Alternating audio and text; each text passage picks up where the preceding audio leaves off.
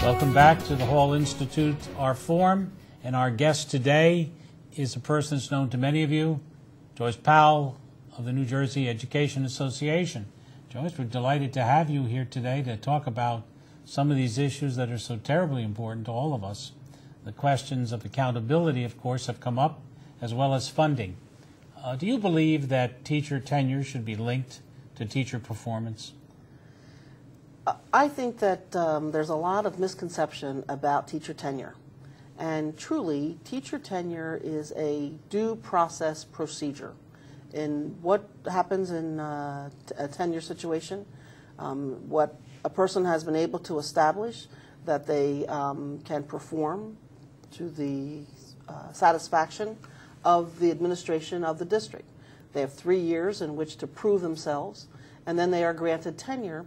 And tenure merely means that a person cannot be fired unless there's some rationale, unless there's a reason, unless there's some difficulty that has been established that can be proven.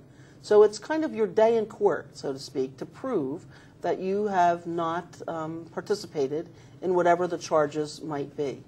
But there are a lot of misconceptions about tenure, that it's a lifetime guarantee for the job, when in fact, if the administrator has performed their duties and has evaluated and ensured that the person has had an opportunity to correct any deficits, something that you would want to have happen in almost any situation, the person then has the ability to defend themselves. In terms of linking tenure to, I guess, to performance, right. Tenure is linked to performance. If I am not performing to my ability and to the expectations of the district, certainly the district can then take action. District has the ability to withhold a raise or an increment. The district has the ability to put a letter of reprimand in my file. So the district has the ability to ensure that teachers are held accountable. I think it really gets down to the whole issue, though, of accountability. And teachers are accountable. We're accountable to the communities in which we work. We're accountable to the Board of Education. We're accountable to our immediate supervisor and to the administration of a school district. And we're accountable, most importantly, we're accountable to the students that we teach every single day. You're not a stranger to a classroom. Nope. You've spent quite a few years dealing with students with special needs. Give us an idea, really, of what type of obstacles and successes you faced. Well, I was pretty fortunate as a classroom teacher in that I was in a district that allowed me to be creative, that had very high expectations for employees, but that also rewarded employees in an appropriate manner. Tremendous support from administration in Vineland. I was able to be creative and put forward some new programming for students who had learning disabilities and for students who had difficulty with behavioral disorders. And there are lots of challenges, and the challenges are, trying to ensure that you're providing the very best situation. I wanted my students to always be involved in a learning setting, in a teaching and learning environment.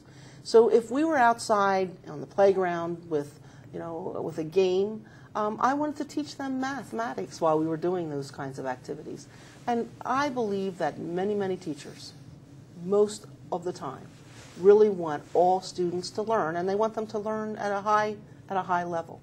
I wanted my students to be able to think about and to solve problems. What can I do to help be the solution in this situation, not what can I do to exacerbate a situation. Tell us some of your success stories. I was able to, in the old days, I was able to return many students that were placed in my special education program into the mainstream so that they could be educated with their peers, with their friends, that they wouldn't have to be isolated. Now, there are reasons that we sometimes must put children in very specialized programs, but I thought that the students were able to perform and learn when they could learn with their peers, even if it couldn't be all day, if it could have been for part of the day.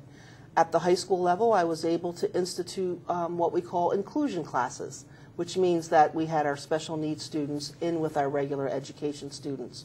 So they were successes that I felt pretty good about. What's the NJEA agenda for the next year? What should I be reading about?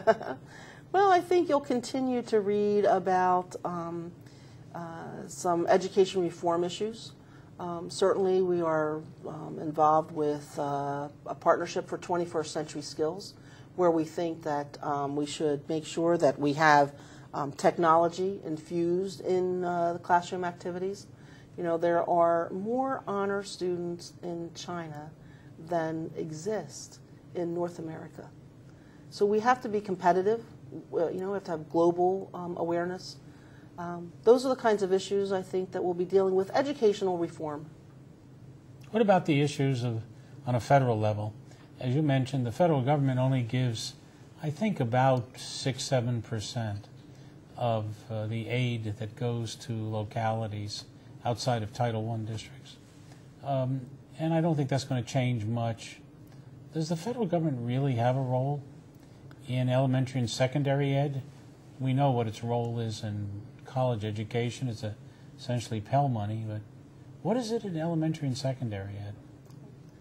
Well, I think particularly for states that were struggling, financially struggling, I think that the federal government has a big role to make sure that all students have opportunities to participate in educational programming. So, yes, the federal government does have a responsibility. We all pay federal income taxes. We're all part of this nation. We defend our country. We want to ensure that the people that go out to defend us have a high-quality education, so that they are able to do what's necessary, particularly today, in today's age where we have, you know, threats from other countries. We must ensure that we are able to compete in a global marketplace, that we have financial literacy, that we have. So I think the federal government certainly has a role to play. I'm delighted to have the opportunity to talk with you today. I hope you'll come back again. Our guest, of course, as you know, is Joyce Powell, the president of the New Jersey Educational Association. On behalf of the Hall Institute, Jarrett, Chapin, and myself, goodbye and thank you.